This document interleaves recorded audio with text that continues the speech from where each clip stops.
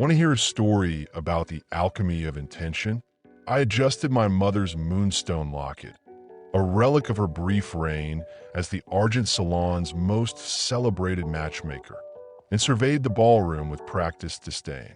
The air hummed with clinking champagne flutes and the rustle of silk infused with enchantments. Lord Evermon's autumn gala was, as always, a theater of ambition.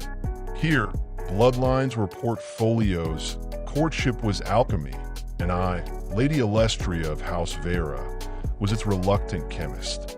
A waltz, Aunt Imogen had sniffed earlier, is just a duel with better lighting. She wasn't wrong. Across the room, Lady Seraphine's laughter chimed a little too brightly at Viscount Kale's joke, her gloved fingers lingering on his sleeve. I'd crafted that pairing myself. Seraphine's family needed Kale's shipping monopolies. He craved her father's sway over the celestial archives. A perfect equation, or so I'd thought. Then the chandeliers dimmed. A stranger entered, unannounced and unadorned. No house crest embroidered his collar, no sigil ring glinting on his hand.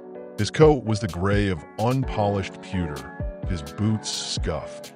Yet the room stilled as if the stars had paused their dance. Even Seraphine's laugh died mid-chime.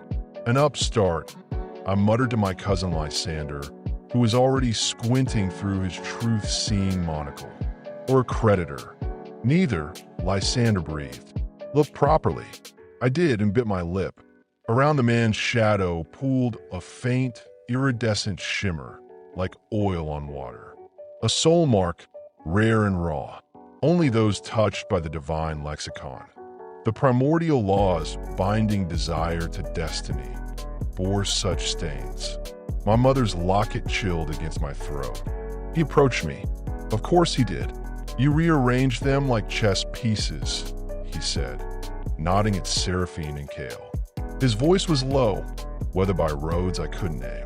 But the lexicon isn't a ledger, Lady Alestria. It's a tide. You don't command it. You sail its currents. I bristled. And you presume to lecture me on currents, sir? Call me Alaric. He smiled, but his eyes held winter. You think your locket makes you heir to your mother's gift? She understood that souls are lodestones. They pull, they don't parse. Before I could retort, chaos erupted. Seraphine's champagne flute shattered. Kale staggered, clutching his chest as his own house sigil, a silver anchor, glowed red-hot against his cravat. The contract I brokered between them was unraveling, burning. You see, Alaric murmured. The lexicon rejects false weights. Panicked, I reached for my locket's magic, the old Vera charm, to soothe fractured deals, but Alaric caught my wrist. Stop. Watch. Kale fell to one knee, not in proposal, but agony. And then, Seraphine dropped beside him, not to comfort, but to grip the hand of a blushing junior archivist from the Celestial Libraries, a boy I dismissed as a servant. Their linked fingers erupted in twin beams of gold. Ah, Alaric said softly. There it is. The room exhaled. The archivist's plain coat melted into robes stitched with long-concealed heir's marks. Seraphine's face blazed with a ferocity no Viscount's title could ignite. They'd chosen each other, beyond contracts, beyond my meticulously balanced scales. The lexicon isn't kind, Alaric said as he turned to leave, his soul mark flickering. But it is precise. You'll tire yourself, try to outwit gravity. That night, I unlocked my mother's journals, truly unlocked them, past the glamored pages. There, in margins I'd once deemed rambling, she'd sketched constellations, not genealogies. A soul, she'd written, is a verb, not a noun.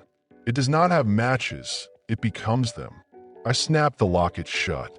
Outside, the heavens wheeled, indifferent to my schemes. I wondered if Alaric was laughing among them.